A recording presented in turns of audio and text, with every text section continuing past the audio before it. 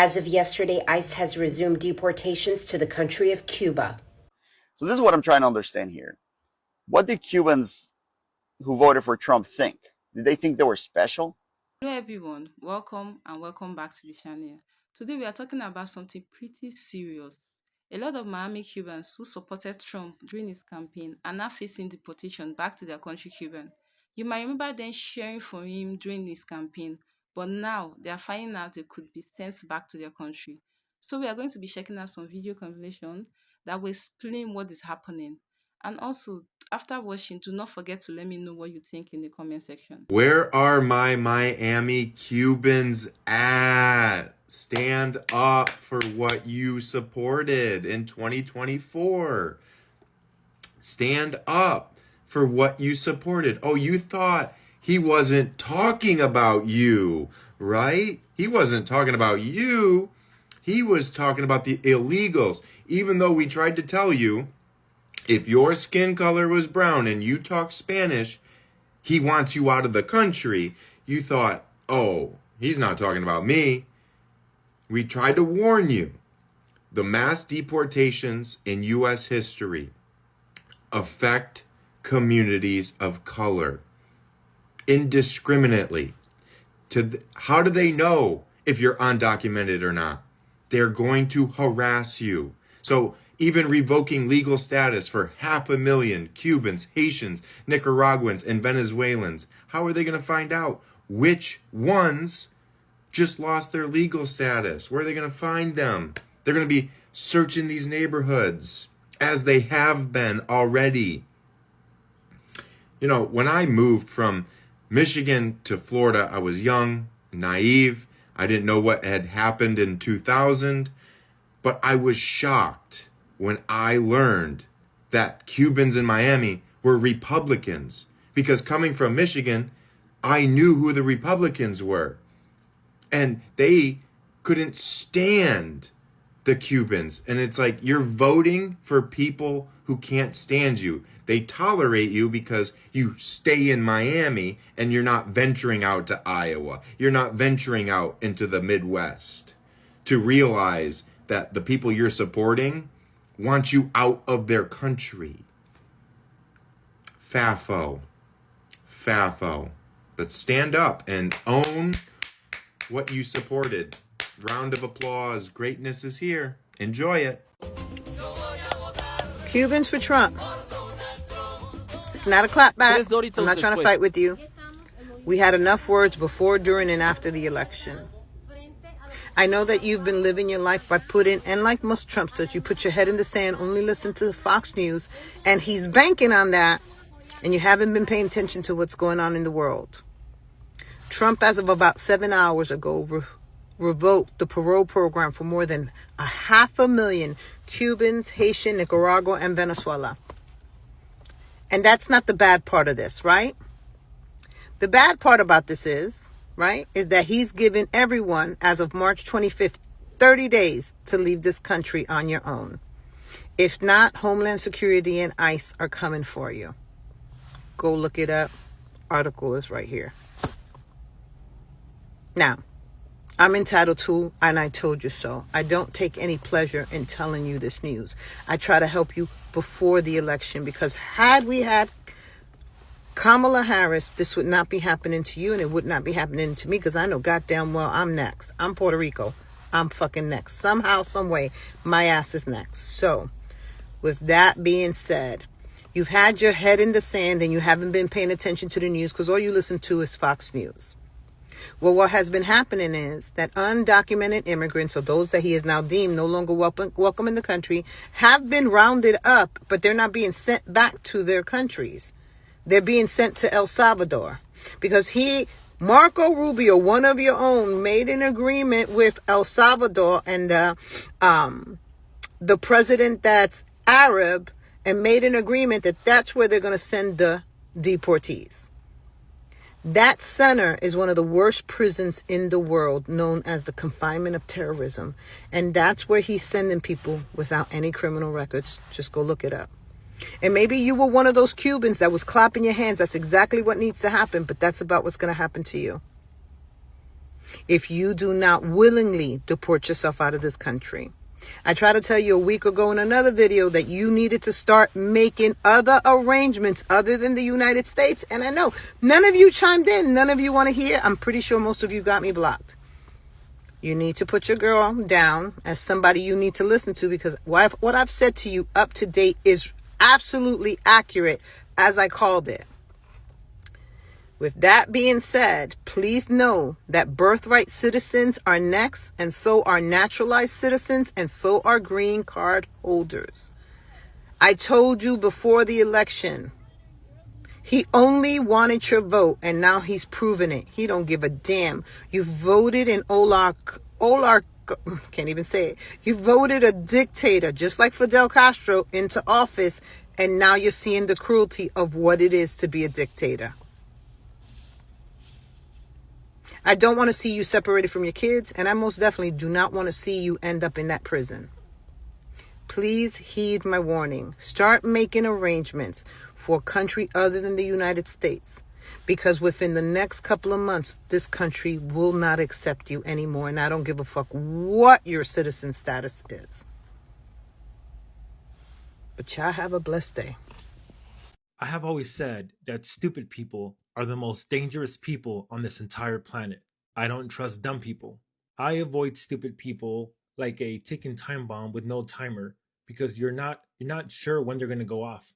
You can guarantee they're going to go off, you just don't know when. Let me be very clear about this. Stupid has nothing to do with diplomas or degrees or jobs. I have met morons with Ivy League paper plastered all over their walls in frames who couldn't navigate a moral choice if you drew it for them on a map. Stupid people walk around through life oblivious to the damage they cause. They're the ones who vote against their own interests. They think they're always right, and that's the problem. That right there is the real poison. Because when you're stupid and you do things like vote against your own self-interests, you become the puppet, pulled by fear, pulled by propaganda, by whatever authority pats you on the head and says, "You're doing a great job, vote for me." I would sooner sit next to a hateful, racist person than a stupid person. At least the racists know who they are.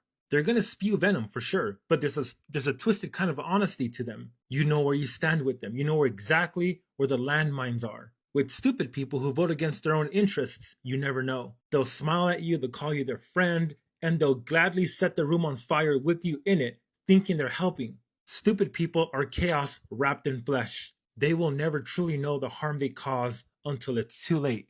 And that right there is the real problem. As of yesterday, ICE has resumed deportations to the country of Cuba. After a 2-year hiatus, 123 Cubans have been deported back to their country. 83 out of the 123 had presented themselves along the U.S. and Mexican border and were deported, and the other 40 migrants were intercepted at sea. ICE is expecting a surge of migrants crossing into the U.S. and Texas border as soon as the Title 42 ban is lifted, which is scheduled to happen on May 11th, 2023.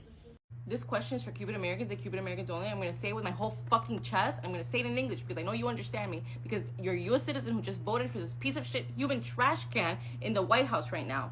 How can you look your family members in the eye? You know, the family members that you just brought over from Cuba, that you just helped bring over here in the last 2 years with Biden's CBP-1 program. How can you look them in the eye and tell them that you love them when you voted for the motherfucker who just, with the stroke of a pen and a memorandum in the last 48 hours, has completely invalidated their immigration status?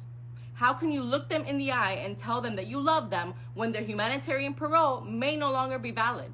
When their I-94, you know, the legal visitation process that they went through to come to the U.S.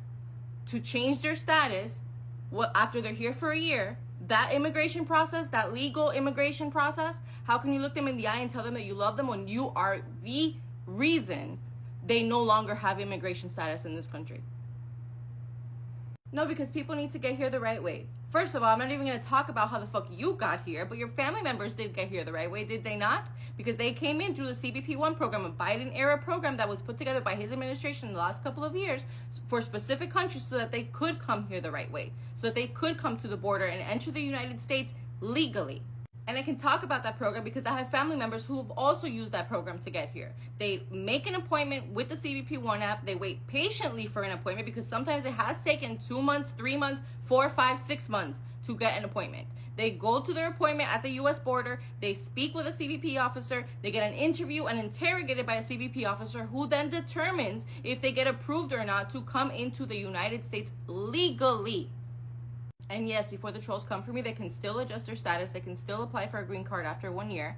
But in the meantime, I have zero hope that this is going to change anybody's mind in that community because I'm from Miami. I know y'all. I grew up with all of you. But I hope that you are fucking scared. I hope that you're angry. I hope that people like Maria Elvira Salazar are fucking shitting bricks and doing everything in their power to change this because she helped bring upon this fucking problem in the first place. She helped shape the fucking white supremacy that's the Miami Cuban American community. I hope that your minds are changing just a little bit and that you're starting to question your choices because we fucking told you so.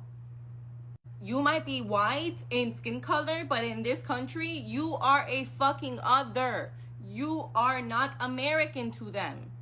You are just as much of an immigrant and just as much of a problem for them as anybody else.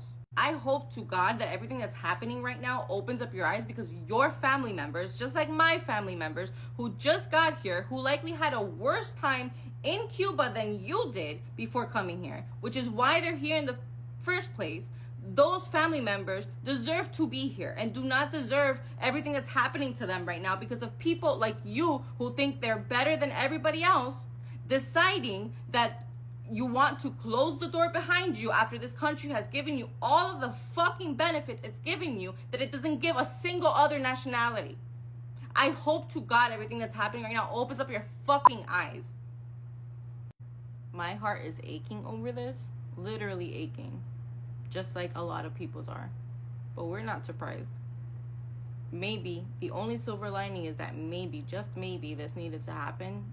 A shakeup in the community needed to happen in order for y'all to realize, finally fucking realize that they don't give a fuck about you.